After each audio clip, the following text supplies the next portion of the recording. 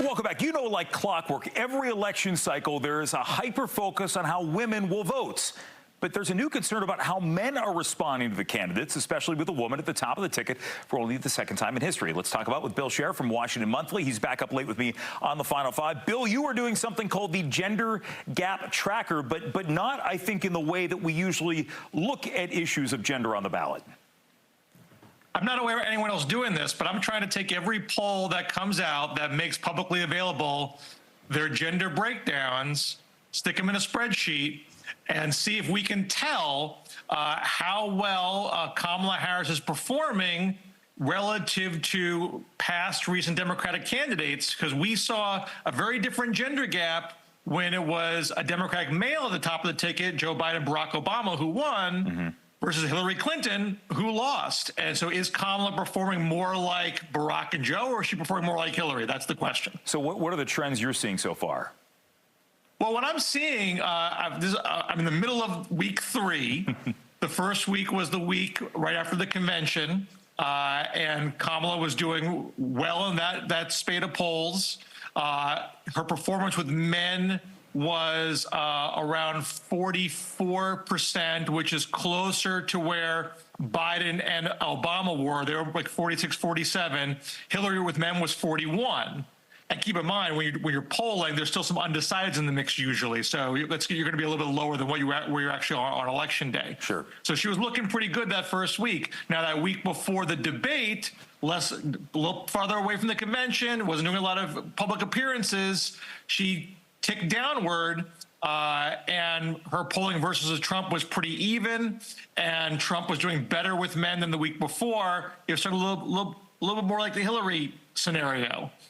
Now, this week, we're getting these post-debate polls. It's looking a lot better for Kamala, and what I would call the gender gap tilt, how much better is she doing with women than Trump is with men? That tilt is 5 points. She's running about 10-point margin with women. Trump's running about a 5-point margin with men. That's not good enough probably for Trump to win. So as we look at this and look at the trends here, because something I've seen a lot of people discuss, and I think it's a conversation worth having, is there are a lot of men who feel as though maybe they lean Democratic in the past, but they feel like there's not room for them.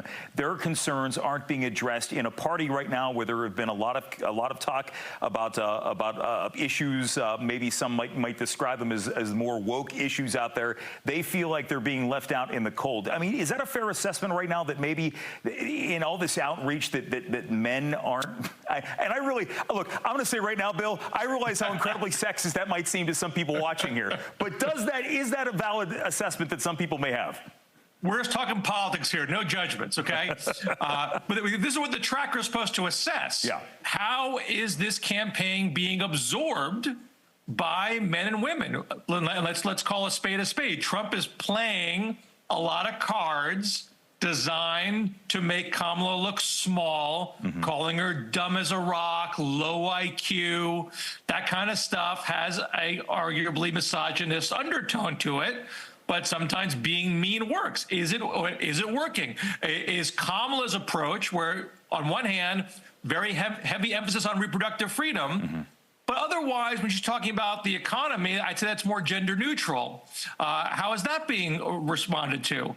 So far, again, looking at these post-debate polls, she is pretty close to where Obama and Biden were. That's saying to me that the Trump attack on Kamala is not landing very well with men broadly enough for him to turn that gender gap into his favor.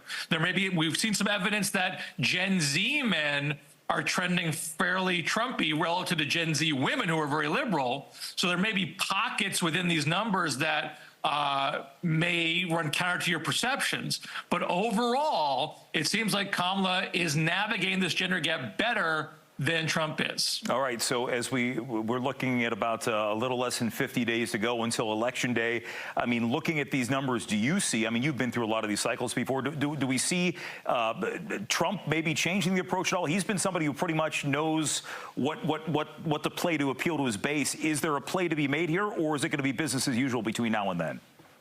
I've not seen Trump be the kind of candidate who changes gears. You know, he does what he does. Yeah. You know, if you were being a political professional, you might look at these numbers and go to your boss and say, you know what, this dumb as a rock stuff isn't doing the trick. You might want to ease up on that and try something else.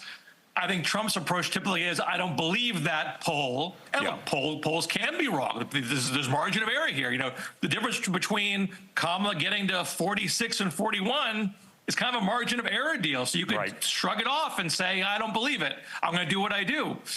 So I expect Trump to stick with what he does, which is very sharp elbows, even though the numbers aren't telling me that that's working right now. Bill Scher from Washington Monthly, and of course you can read more about the Gender Gap Tracker through his social media accounts, and we'll push out a link to Monthly. Bill, good to see you again. We appreciate it. My pleasure. Take care. And the Final Five is back after this. I'm wearing